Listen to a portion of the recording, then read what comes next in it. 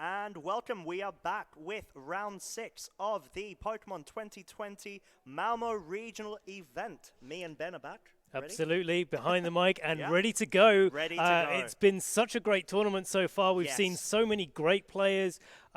Players such as Leonardo coming straight up onto your screen, representing Italy there. So we're going to kick straight off, get to know these players, have a quick look at their teams, and then we're going to fly straight into round 6 with team preview. Yes, so both players are actually on 4-1 right now. They're doing very, very well. 4-1 is still really, really good positioning because in the end of the day, they're still runner-ups to try to end up to go to that top cut. Absolutely. So Leonardo, quite a few tournament successes there, going back to 2017 season, which, as we said before, is quite similar to the VGC 2020 season.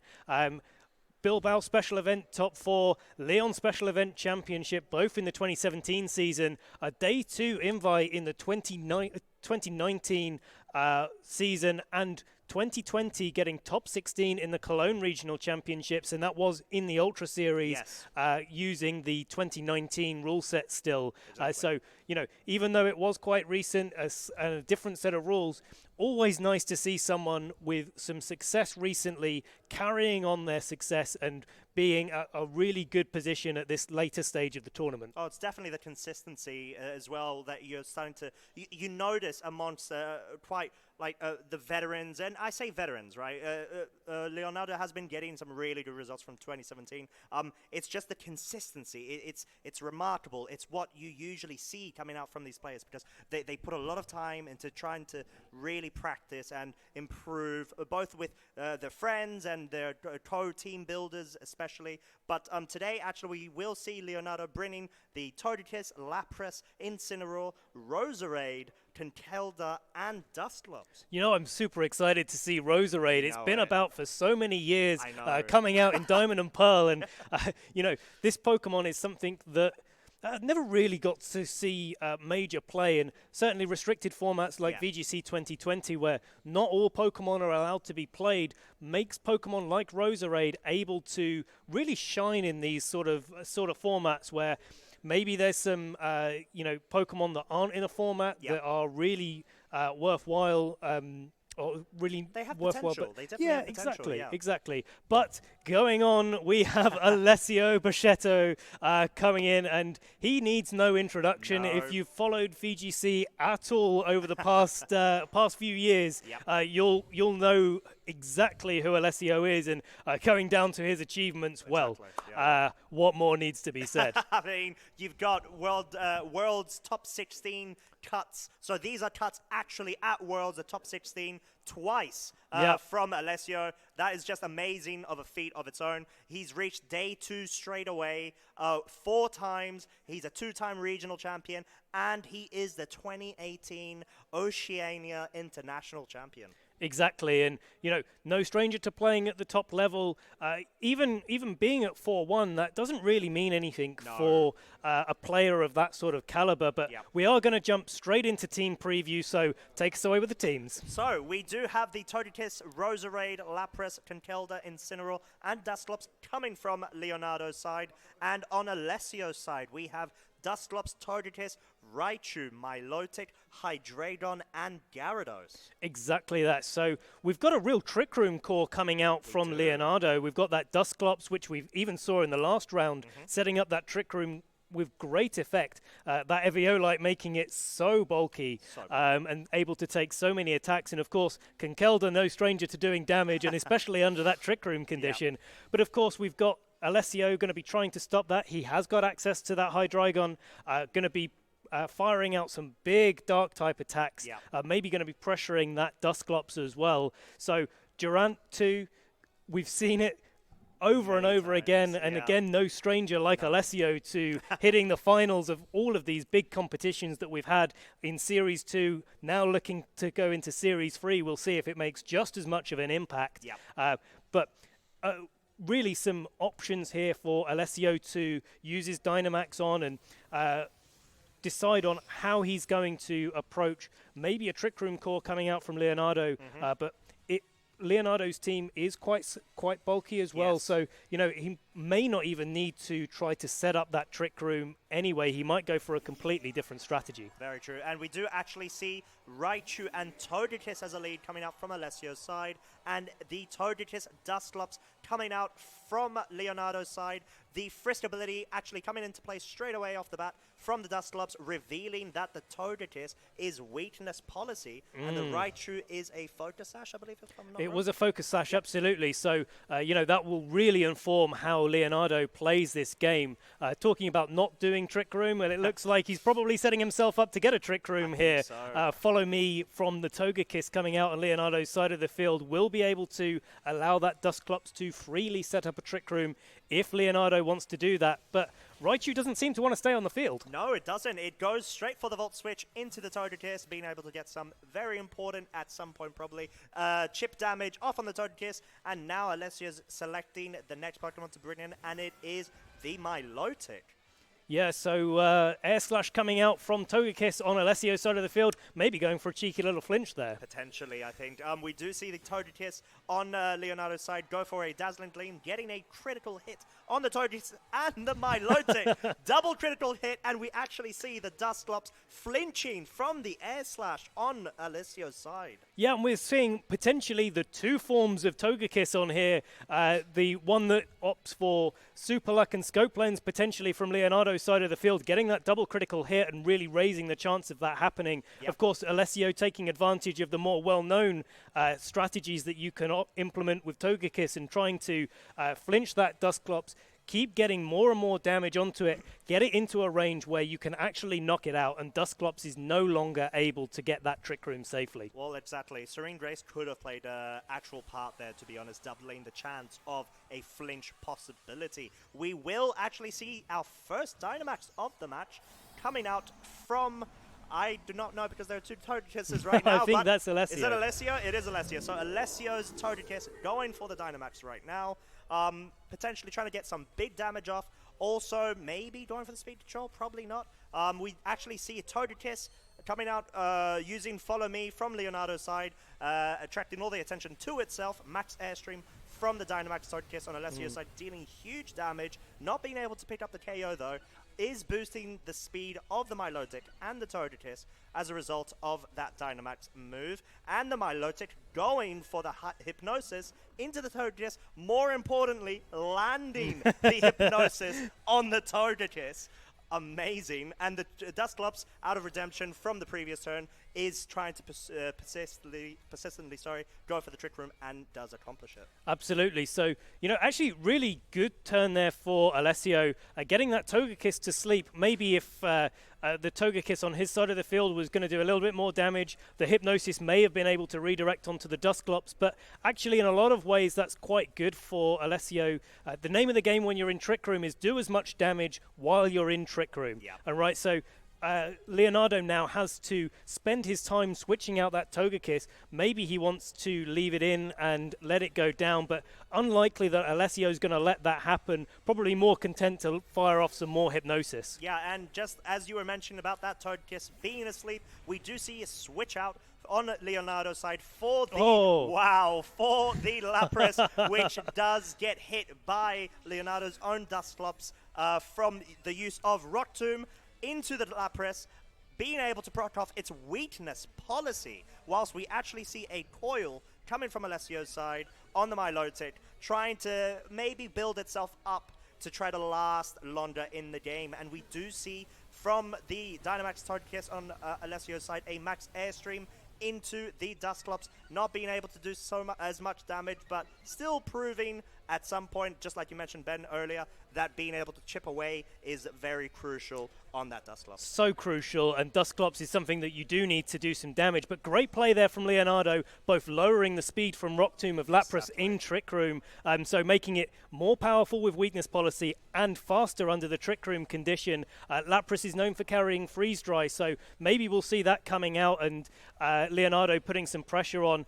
Maybe that, there's not too much damage coming out from the Dusclops. And of course, on Alessio's side of the field, that Togekiss, now that it's in its Dynamax form, isn't going to be able to follow me anything away from that Milotic. So Milotic really under threat, and not a Pokemon in this format that's known for carrying Protect. No, sirree. It's going to be really interesting to see what actually goes into the next turn, and we do finally see the Dynamax coming up from Leonardo's side. Is it going to be the Gigantamax Lapras form of Lapras? And it is confirmed to be. Remember, it is weakness policy proc, so it is a +2 special attack, being able to deal huge amounts of damage potentially on this Togekiss, if not picking up the KO. We do see Nightshade of Dusclops moving first, being able to target down the Milotic, and Max Lightning coming out from Leonardo's G-Max Lapras into the Milotic,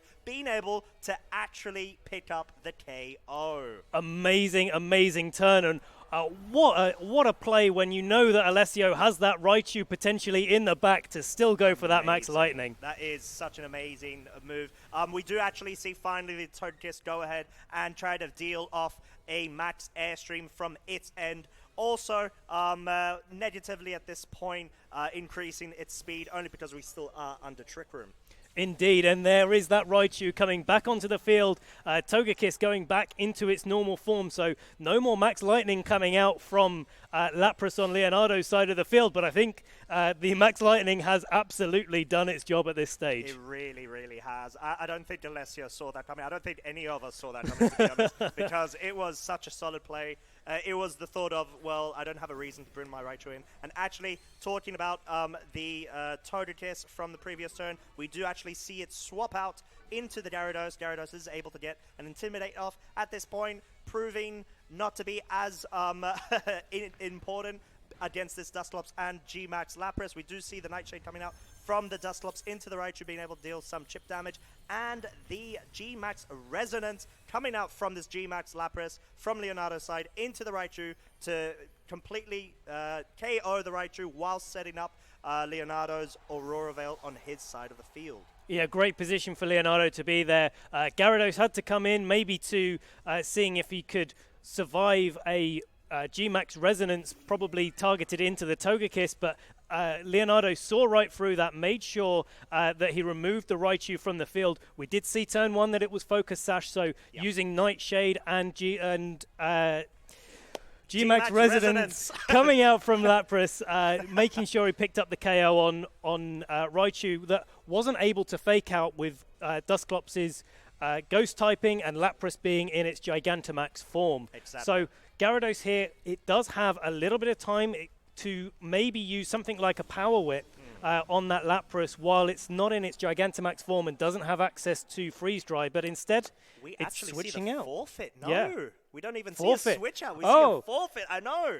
I was thinking there's no way the Lapras is switching out. I was going to say, yeah, I don't think we've actually seen a forfeit before while a Gigantamax Pokemon was on the field. I know, especially when it has weakness policy. Yeah, absolutely love that though. Seeing the Gigantamax Pokemon go back to its normal form before the game ends, that's really cool. I know. So yeah, Alessio deciding that enough was enough. Yeah. That was the end of the game, and we're about to go into game two. So going into this game, what do we think is the best way for Alessio to adjust to how Leonardo played that game one? I think, right, matchup-wise, I'm not 100% sure it's completely in Alessio's disadvantage. He can maybe try to get Durant this time around. It could prove to actually be helpful. All depends on what kind of movesets as well this Durant has. But at the same point, I think it's more about in this game because it seems kind of equal, but Leonardo was able to come out up front because he made the right calls in the right turns. And those turns where Alessio wasn't expecting him to go for those moves that he ended up going for. Exactly that. I mean, there's going to be a real interplay with the Raichu, I think, in this game from Alessio. I think, it wasn't in at the right times, and maybe, Alessio didn't see that Max Lightning coming from the Lapras, and something that I'm sure he will be absolutely conscious of going into this game too. So the question is Durant enough to maybe pick up the KO on Togekiss and do something else, maybe with that Hydreigon to knock out the Dusclops. Yep. Dark Pulse does have a flinch chance as well. It does have a flinch chance indeed. Very low flinch chance, but it's a flinch chance nevertheless. Where there is a will, there is a way. And there is no rock slides coming out here, maybe except for that Durant. But, you know, in this game, we'll say where there's a Dark Pulse, there's a way. Yes. We'll see if that's what happens here as we go into turn run. And that Durant does indeed come out. Does indeed come out from Alessio's side. We have Durant Milotic lead, and we have the Togekiss Dusclops lead coming from Leonardo's side once again for Game 2. Right now, at the current moment, Leonardo feels that that's a good enough position based on how Game 1 went to try to lead with. Exactly that, and we did see from the Frisk blunder policy coming out from Milotic, and this is a new item that says when you miss your move, you gain more speed. So, you know, those Hypnosis that we were using to, that Alessio was using to try and put Leonardo's side of the field asleep. If it misses one of them, it's going to get faster and give it another go first, and that can be quite critical with speed tiers in these sort of games. Oh no, definitely that. I mean, it is the fact that, let's remember that he was able to hit an Hypnosis completely straight off the bat, which has a really low accuracy as well. So that was quite good from his end. But we do actually see the Dusclops switching out from Leonardo's side for the Incineroar, which does get its Intimidate off onto the Durant, but also on the Milotic to actually proc its competitive ability, bringing it to +2 special attack. And we actually see a Dynamax coming straight off the bat. Yeah, and again, heavy ball for Durant. That seems to be the common item coming in there. So Durant going into its Dynamax form, and we'll see if that Intimidate plays a part in whether this Togekiss is going to be able to survive a Max Steel Spike, or if Alessio saw that Incineroar switch coming, maybe did something like a Max Quake. But first, Leonardo's going for a Dynamax of his own. Oh, yes, he is. And we already know what he's going to Dynamax. It is going to be that Togekiss coming from Leonardo's side. Perhaps either trying to target down the Durant. Maybe he's got a couple of options, to be honest. He can go for Max Flare to potentially pick up the one-hit KO. He can go for Max Airstreams to try to boost the speed from his end. But we actually see Durant going for the Max Steel Spike. It's a Togekiss. Will it take it out? It doesn't. It actually survives without a Babiri Berry. So that is quite important of a note to take, to be honest. Exactly, and something that Alessio will definitely take into the next games if we go back to 1-1 here. Yeah, so we actually see a Max Airstream, as we mentioned before, potentially coming out, and it does come out from the Togekiss on Leonardo's side into the Durant, increasing its speed by 1, and we see the Hypnosis coming out from Alessio, and he does miss, but he does proc his blunder policy, which is... wow, what an item to put on that Hypnosis. Absolutely, yeah. So Alessio going to have a really good chance to get another Hypnosis off, blind or otherwise. He's gonna be able to give that a go. Could just try and set up Coil if he wants to, but of course that speed boost is matched by the Togekiss and Incineroar on Leonardo's side of the field. So you know, the question here is whether that Durant is now slower than Togekiss on Leonardo's side of the field, and if it is, how is Leonardo going to react to that? Is he going to maybe set up his... oh my god! Oh my god! Sorry, everyone. Raichu's coming in. Raichu's coming in. We'll come back to it. Durant decides he wants to take a bit of a break from Ben's narrating, and it goes ahead and switches into Raichu. A Fake Out does come out from the Incineroar into the Raichu slot, I believe, and Max Airstream also coming out into it, being able to get the critical hit. Big damage, to be honest with you, but more importantly, is able to get +1 speed on both Incineroar and Togekiss' side. Exactly that, and yeah, the thing here is that now the Togekiss and Incineroar are at 2+ speed, so going to be faster than the Milotic, going to be faster than that Raichu as well. So Raichu could come out with a Fake Out and pressure the Incineroar here, but it does have to still worry about that Togekiss doing Max Starfalls, maybe setting up that Misty Terrain and blocking that Hypnosis. And as you just say Max Starfall, we actually do see Max Starfall coming out from Leonardo's Togekiss, picking up a... was that a KO? I'm not actually sure. It wasn't a KO, but it was a critical hit. It was a critical hit, though, that's for sure. That's what I'm expecting to see whenever I see a critical hit. And Milotic going for the Hypnosis and missing yet again from the Alessio's side, and we actually see a Throat Chop coming out from Incineroar into Raichu, being able to get rid of Raichu from the field and from the game. Yeah, and really good call there from Alessio, going for the Hypnosis into Togekiss. Doesn't matter what Togekiss does, it's not on the ground, so Misty Terrain doesn't affect it, and a bit unfortunate there, missing 2 Hypnosis in the game, but, you know, when you put a move on that's not quite so accurate, you have to expect that these sort of things are going to happen from time to time. Yeah. We do see the Togekiss coming in for Alessio, and going to give the option to maybe follow me away some attacks from Milotic. We've seen in previous games that Milotic is able to recover off all of the damage potentially on that side of the field, but this time Incineroar decides to leave the field in favor of Dusclops. Exactly. So Dusclops is coming in, is using its Frisk ability once again, showing Togekiss' weakness policy to the world. We do see Dazzling Gleam coming off from Leonardo's side, being able to get the critical hit off on the Togekiss. We see Muddy Water coming out from Alessio's side with his Milotic, actually hitting the Togekiss, being able to knock it out and actually missing on the Dusclops. So any sort of small chip damage was negated, was not able to land, and we see an Air Slash coming out from Alessio's Togekiss onto the Dusclops to get a tiny bit of chip damage. Of course, and we did see way back when the Intimidate coming out onto the Milotic, so that Milotic is very well boosted up. Yeah. It has got some speed boost from that Blunder policy as well, so if Dusclops is able to get through a potential flinch here, it is going to be able to set up the Trick Room, and that Milotic at 4+ special attack is going to be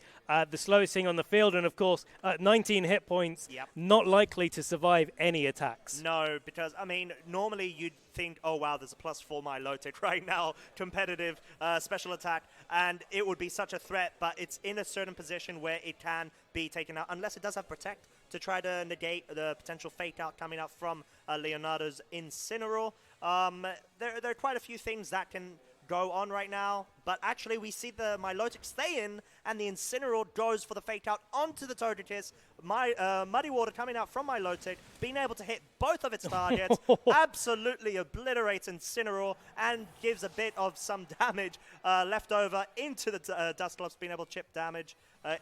Chip its HP down, and we see the Dusclops going ahead and setting Trick Room up. Yeah, so Leonardo had to make a decision there. Does he try to stop the Air Slash, or does he try to stop the Muddy Water? Yeah. Your chances for getting up Trick Room really say that you should do exactly what Leonardo's done. Fake out the Togekiss. The Dusclops is likely to survive, and maybe you get a bit fortunate and the Incineroar does dodge the Muddy Water. Yeah. But hey, if not, you get your Lapras in, and we saw in the last game Rock Tomb coming out from Dusclops, boosting the power of that Lapras, and we saw Freeze Dry. We saw the Max Lightning, likely going to be Thunderbolt there. Raichu has already left the field, so no worries about that Lightning Rod coming out from Alessio's side of the field, and Togekiss content this turn to just start with a Follow Me. It's content enough because of the Rock Tomb reveal in the previous game, which is what Leonardo was expecting from his end. That's why he did go for a Nightshade onto Alessio's Togekiss, being able to get some chip damage off. Will the Lapras be able to pick up the KO? And it does from the from Leonardo's side, expecting and anticipating the Follow Me. We see Milo to go for the Muddy Water, and there is no Water Absorb proc from the Lapras, revealing it might potentially be Shell Armor instead. The Dusclops actually does not go down from it as a result of that. Indeed, and Durant coming out for Alessio, but unfortunately the slowest thing on the field, so even though it would be able to pick up some big knockouts here, it's not in the right position to do so. Of course, that Misty Terrain is still on the field, and we've only got one more turn, so Hypnosis not going to be something that Alessio can fall back on, as he does choose to forfeit. And here you have it, Leonardo is our winner for round 6. Round 6 winner. He is currently now at 5-1, and that is going off of round 6 right now, going into round 7. Wow, what a commanding position and display from Leonardo, understanding the board position and being able to get the correct techniques and strategies onto the field at the correct time as well. Exactly, being able to consistently set up that Trick Room and having the moves there available to him to be able to really take advantage of it. That Rock Tomb coming off onto the Lapras in game 1 was absolutely huge, and some really huge damage there coming out from Lapras. Not something to be, not something that you really want to be facing down. No, you do not want to be trifled with that. Definitely not. Definitely not. Of course, game 2 didn't need that sort of sweep. Was just able to, you know, take it a bit slower. The Trick Room didn't come off onto until the end game, but using that Incineroar for its fake out pressure, able to make sure the Trick Room was there when he needed it, just to close out that game. Exactly, because we did see the Togekiss, I believe, had Dynamax, didn't it, in that game too. So he was trying to like match, but also try to get some potential damage off. Some more like damage control, to be fair, to try to set up the Dusclops in the way in the back, saying, okay, look, I do want to win this with Trick Room, with my cheeky little Rock Tomb potential strategy, which he didn't even need to go for there, because I think he was anticipating the Follow Me coming out from the Togekiss, as a result, expecting the Rock Tomb go. But either way, I think Leonardo really positioned himself in a very commanding way, to the point where he was able to shut down that game, or to be honest, both games. Yeah, indeed, indeed. So, well played to both players. Yes. A really fun game to watch and cast, and some really good things to see. We're going to go to a short break now. We will be back very soon with your winner from round 6, Leonardo. What to do?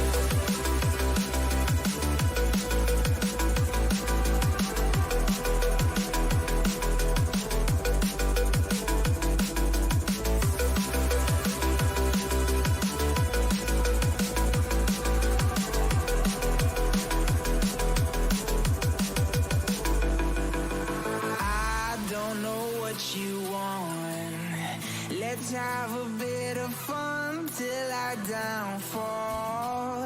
My love, if you feel like I do right now, don't say you're on the run to the other side. My love, you say you wanna try, but you never do. Sugar, there's a reason why we lose.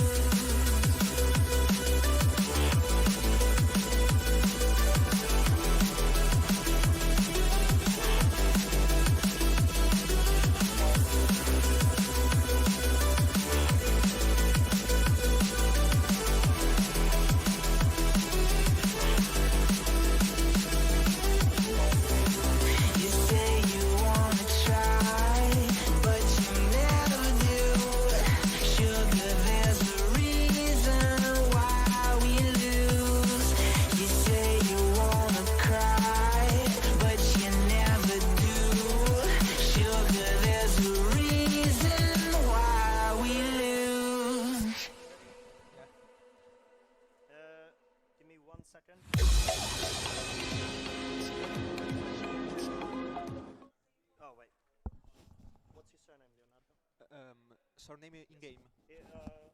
Bonanomi. Bonanomi. Okay. I'm gonna take these back. Yeah, go for it.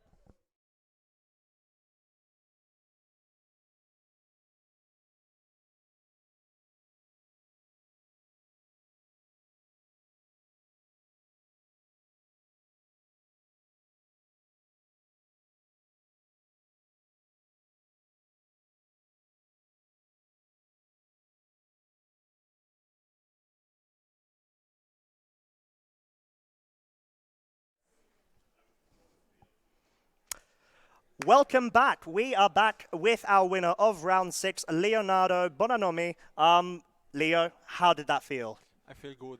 Yeah, feel good? Really good, yeah. I mean, you're up against Alessio, which as well is a really good, accomplished Italian player, such as yourself. Really, really strong set. It was very interesting, very entertaining to watch.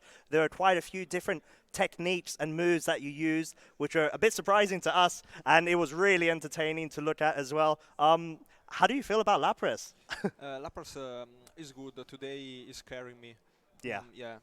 I won the previous round with Lapras, and the previous two Lapras was the MVP right now. Oh yeah, well, definitely. It was definitely MVP there. I mean, you did have Dusclops as well, where you were able to try to get Trick Room up. You've got the technique as well, the Rock Tomb, as we saw as well. Yeah, because Lapras has a mediocre special attack, but with the weakness policy, he can do a really good damage. Yes. And set up Aurora Veil.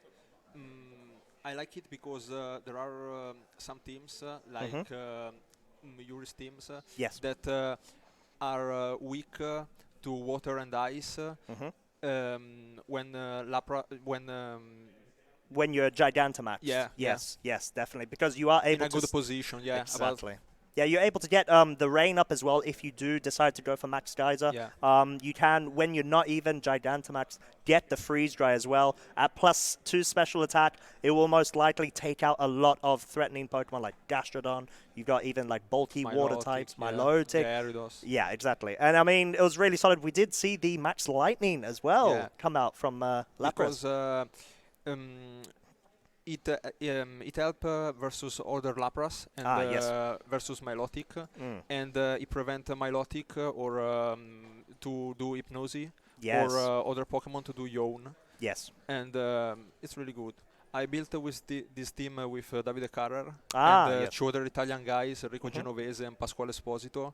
Fair. And we used the same four, Dusclops, Togekiss, Roserade,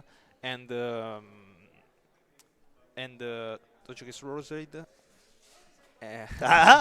It's your team. And Conkeldurr. There we go. Yeah, in Series 2. But at the start of the Series 3,